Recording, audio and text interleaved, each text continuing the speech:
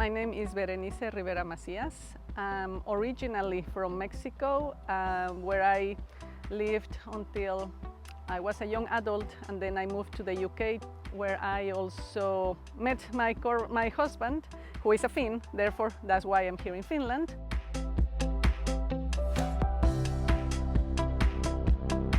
When thinking about barriers to employment here in Finland, based on my experience, I think that one language could be seen as one, but it also depends on the path that you try to follow, what career path you want in which you belong.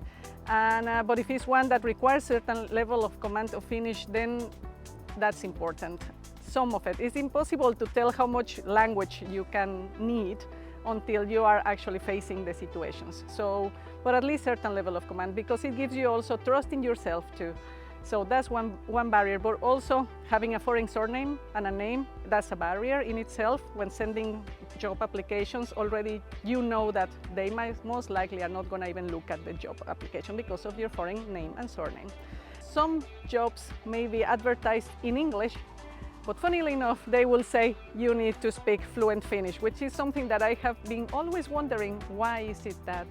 Because if they want someone to speak fluent Finnish, it should be, like, in my opinion, like the first line of the job advertisement, and not somewhere in the middle when you have already invested emotions when reading the job the opening, and then suddenly you face that barrier that, oh, okay, even if I speak English, it's not for me because I don't speak Finnish. So I think that is always something that plays with you in the vacancies advertisement.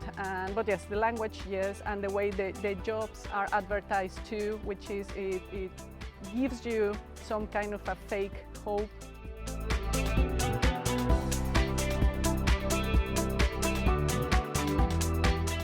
When thinking about the emotions that I have gone through during this amount of years, of course, not everything I can relate it to searching for a job, because some of these things are related to simply learning the Finnish language in general, because it's part of the life here and the challenges about it. But then when it comes to start thinking about work, life, and then trying to face those difficulties in actually, yes, I need the language for this, and then trying to understand how can I learn if I have all these other responsibilities at home and all those commitments that I self-acquired, trying to find that kind of a balance, how to achieve certain targets in the case of language learning, and what I wanted to do at home, then that was a bit challenging, and having to face that was not very easy.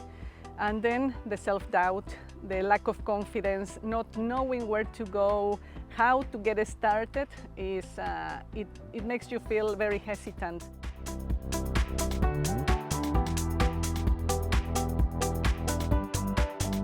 So I just took courses here and there as I could and familiarized myself with the language, and I could do volunteer work. So in the sense that got me an idea of doing things here, that even if I'm not working, but I started getting to do some things here in Finland.